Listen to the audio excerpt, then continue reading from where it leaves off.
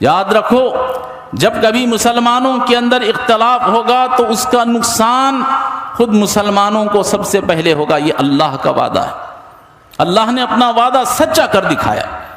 دیکھ لیں آپ تاریخ اٹھا کر کے جنگ احد جس میں مسلمان صحابہ کے درمیان میں اختلاف آ گیا، نتیجہ کیا نکلا؟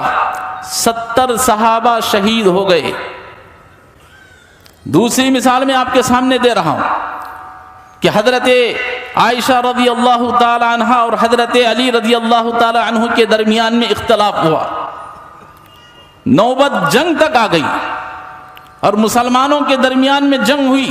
یہ غیروں کی بات نہیں کر رہا ہوں، ادھر بھی مسلمان تھے ادھر بھی مسلمان تھے.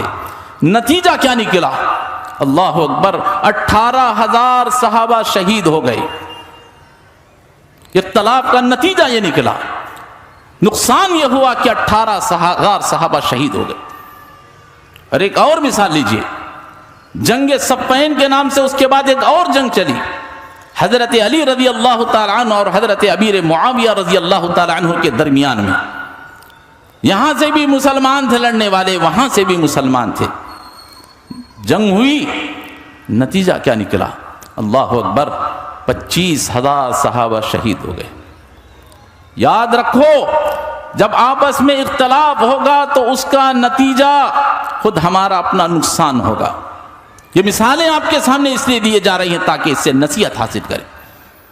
اور اس آیت کے ضمن میں وَلَقَدْ صَدَقَكُمُ اللَّهُ وَعْدَهُ إِذْ تَحُسُّونَهُمْ بِإِذْنِهِ، اس آیت کی تفسیر میں مولانا ابوالکلام آزاد رحمۃ اللہ علیہ جو ہندوستان کے سب سے پہلے ایجوکیشن منسٹر رہ چکے ہیں، وہ اس آیت کی تفسیر میں اس واقعے کو نقل کرتے ہیں. کہتے ہیں کہ بغداد کے اندر جب اختلاف ہوا مسلمانوں کے اندر، حنفی کہنے لگے ہمارے امام ابو حنیفہ افضل ہیں، شافعیوں نے کہا کہ ہمارے امام شافعی سب سے افضل ہیں، مالکیوں نے کہا کہ ہمارے امام مالک سب سے افضل ہیں، اور حنبلیوں نے کہا کہ امام احمد بن حنبل سب سے افضل ہیں. اختلافات ہوئی آپس میں. نقصان کیا ہوا؟ ہلاکو خان نے دیکھا کہ مسلمان آپس میں بٹے ہوئے ہیں، آپس میں جھگڑا کر رہے ہیں، اس سے بہتر موقع حملہ کرنے کا کیا ہو سکتا ہے.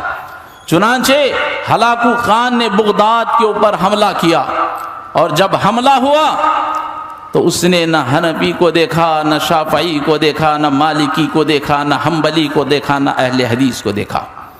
اس نے یہ دیکھا کہ یہ میرے سامنے لڑنے والا مسلمان ہے. اللہ اکبر. ہلاکو خان نے جب بغداد پر حملہ کیا تو مسلمانوں کو مولی اور گاجر کی طرح کاٹا گیا. تاریخ گواہ ہے تقریباً 20 لاکھ سے زیادہ مسلمان قتل کر دیے گئے. اللہ اکبر. یہ ہے اختلاف کا نقصان.